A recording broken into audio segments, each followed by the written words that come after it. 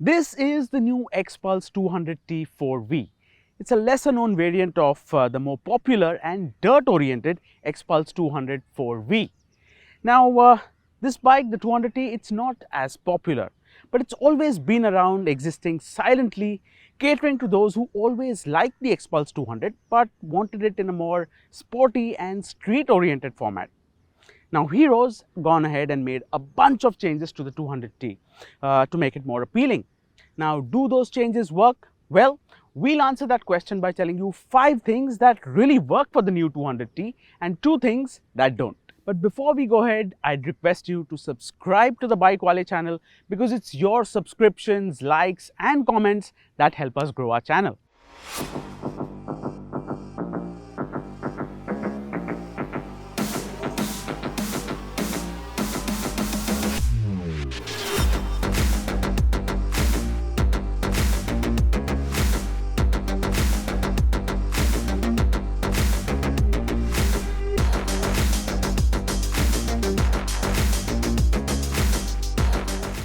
Now when it comes to design, the new 200T is already a much fresher looking motorcycle as compared to before.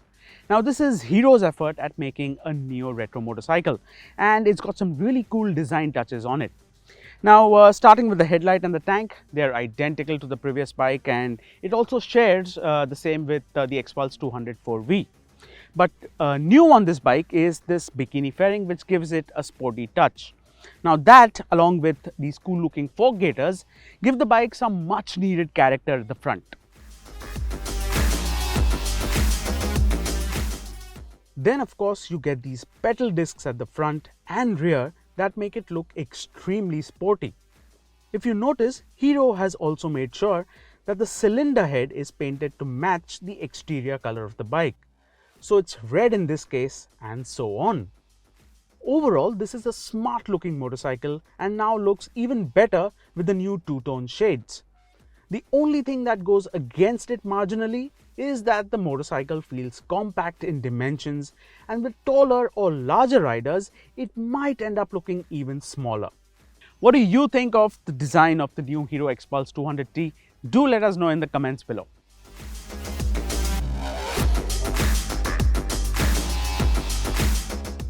On the engine front, the Xpulse 200T gets the 4-valve update, which has already been available on the Xpulse 200 4V for a while now. Now this is a tried and tested motor, and if it can hold up the punishment dished out to its dirt bike variant, it can definitely take on the urban environment. So how does it work in the 200T? Let's take a look. The 199.6cc motor isn't the most refined unit out there, but it's more buzzy than vibey. Right off the bat, the motor makes a bad case for itself thanks to a fueling issue at slightly under 2000 RPM. At minimal or off throttle, it gets snatchy and the jerking can get a little annoying. But once past that, it's all smooth sailing. With 18.3 bhp and 17.35 Nm of torque and just 153 kgs to lug around, the 200T feels sprightly. Acceleration is brisk, and even revving the motor to as high as 9000 RPM to have some fun is no issue at all. But fun and games apart, all the power is made under 7000 RPM, and it's best to keep it between 3 to 7000 RPM for optimal performance. While it's not a screamer of an engine, its forte is tractability. The 5-speed gearbox has pretty closely stacked gear ratios, and before you know it, you're already hunting for a 6th cog as early as 85 km per hour. But it's because of the short ratios and the meaty mid-range that one doesn't have to shift gears too much, which is a boon in city conditions. The 200T will trundle along without any hiccups at 25 km per hour in 5th gear and go all the way up to 120 km per hour without any issues. Now that is impressive performance. However, don't expect blazing performance on the highways, with the 200T definitely better suited for urban conditions.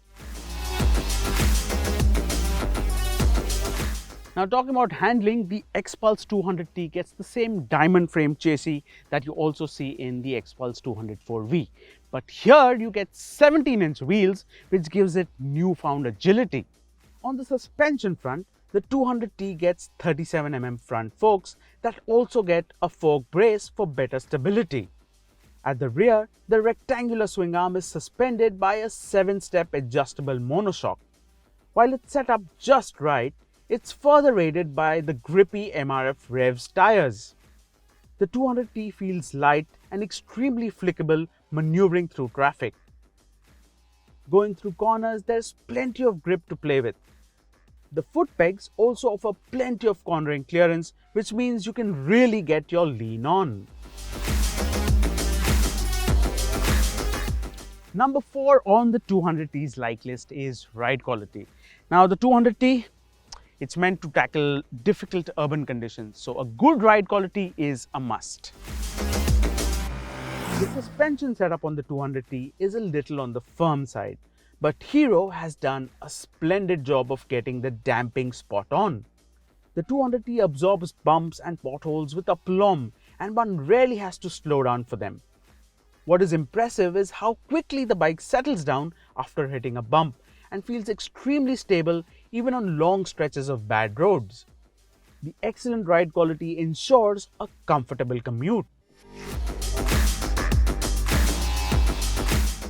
No matter how fast or slow a motorcycle is, what is always appreciated is a good set of brakes.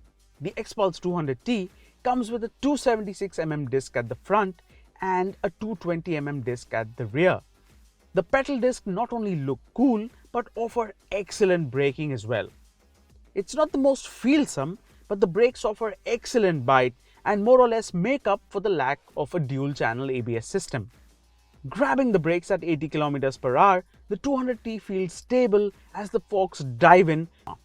Now that we're done with the likes, let's take a look at 2 things that we did not like about the 200T. Now we already spoke about how well the 200T rides, making it a comfortable commuter. However, there is a fly in the ointment: the seat. The seat squab on the 200T has a lot of things going wrong for it. For starters, it feels narrow even for slightly larger riders. So the edge of the seat starts digging in even after a short while of riding. Then there is the cushioning. It's not firm enough, which means the uneasiness is amplified. Overall, the seat leaves a lot to be desired and is something that will have to be altered if one wishes to be comfortable on longer rides. And then we come to the rider triangle. Hero has tried to give an in-between riding position with the 200T, basically a mix of sporty and commuter.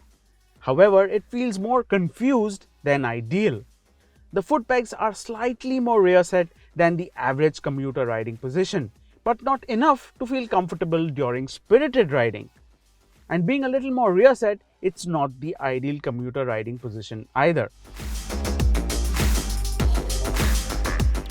The 200T is overall a well-made motorcycle, and you can see that in the cycle parts. However, there is one area which stands out as an eyesore, and that's the switchgear. The plastic quality used for the switchgear feels a little cheap, and that really stands out like a sore thumb. What is also not up to the mark are the markings on the switchgear, which feel like they will get erased in no time at all. Since the switchgear is the most touched and felt part of the motorcycle, we would have appreciated better quality here.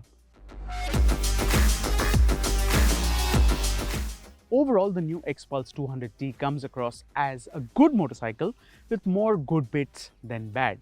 With the updates, Hero has tried to work on its flaws and tried hard to give this motorcycle its own identity rather than just be a shadow of the dirt-oriented Xpulse. However, the 200T still doesn't do enough to stand out against its much established competition. The new Xpulse 200T is then good for those who always liked the Xpulse 200 but always wanted a more friendlier and accessible version of it. What do you think of the new Xpulse 200T? Do let us know in the comments below.